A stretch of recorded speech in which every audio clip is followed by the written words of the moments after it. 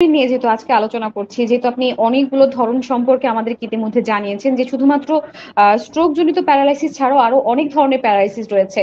এই সকল রোগীদেরকে যখন আপনারা পান, সাধারণত ক্ষেত্র বিশেষে আপনাদের চিকিৎসার কি ভিন্নতা রয়েছে স্যার? হ্যাঁ, ধন্যবাদ। আসলে চিকিৎসা ক্ষেত্রে প্রত্যেকটা ডিজিজের অনুযায়ী আলাদা, আলাদা ভিন্নতা থাকে। তারপরেও যেমন স্ট্রোক পরবর্তী যে প্যারালাইসিস হয় সেক্ষেত্রে আমরা দেখতে পাই যে সাধারণত শরীরের একটা পাশ প্যারালাইজড হয়ে যায়। যে উপর থেকে শুরু করে কারো ডান পাশ, কারো বাম পাশ, তার ব্রেনের কোন অংশে ক্ষতিগ্রস্ততা তৈরি হয়েছে তার অপোজিট অংশে প্যারালাইসিসটা তৈরি হয়।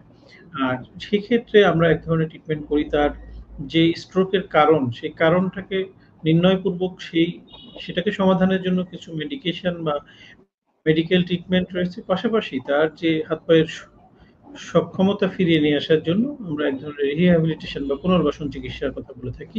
এই ২ টা জিনিস যদি সমন্বিতভাবে করা যায়, দেখা যায় ক্ষেত্র বিশেষে কারো ২ থেকে ৩ সপ্তাহে খুব ভালো ইমপ্রুভমেন্ট পাই।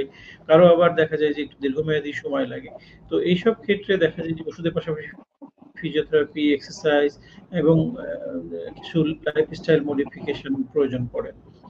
এর পরবর্তীতে যেটা আমরা বলব, যেমন স্পাইনাল কর্ড ইনজুরি বা রোড ট্রাফিক অ্যাক্সিডেন্ট হোক বা ফল ফ্রম ফাইট হোক, যে আমাদের যে স্পাইনের যদি কোথাও ফ্র্যাকচার হয়ে যায় বা কম্প্রেশন থাকে, সেটাকে যদি রিলিজ না করা যায়, তার ওই প্যারালাইসিস বা পক্ষাঘাতগ্রস্ত অংশটা স্বাভাবিক করা যায় না। সেক্ষেত্রে অনেক সময় সার্জিক্যাল ইন্টারভেনশনের প্রয়োজন পড়ে, যে এরিয়াটা ক্ষতিগ্রস্ত সেটাকে সার্জারির মাধ্যমে সমাধান করে পরবর্তীতে যে অংশটা ওনার অক্ষম হয়ে আছে বা পক্ষাঘাতগ্রস্ত হয়ে আছে সেটাকে আবার স্বাভাবিক জায়গায় ফিরিয়ে নিয়ে আসার জন্য তার ফিজিওথেরাপি, এক্সারসাইজ এগুলোর প্রয়োজন পড়ে।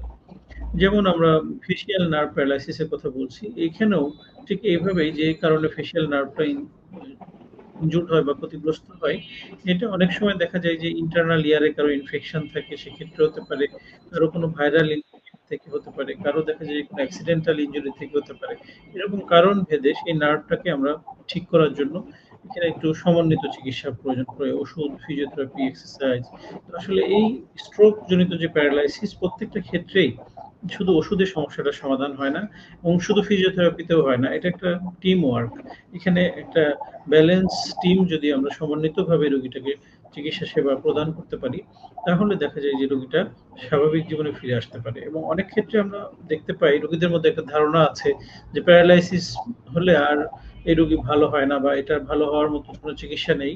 সেই রোগীদের উদ্দেশ্যে বলব যে আসলে এটা নিয়ে আমাদের অনেক ভ্রান্ত ধারণা আছে। আমরা গ্রাম অঞ্চলে বা অনেক সময় দেখতে পাই ঝাড়ফুঁক করেন, কবিরাজের কাছে যান। তো এটা আসলে আমাদের অপচিকিৎসার শিকার হন অনেকে। কিন্তু যদি তারা প্রপারলি সঠিক সময়ে সঠিক চিকিৎসা গ্রহণ করতে পারে, তাহলে এইখান থেকেও অনেকখানি পরিত্রাণ পাওয়া সম্ভব। একটা ভালো অংশ রোগী আবার স্বাভাবিক জীবনে ফিরে যেতে পারে।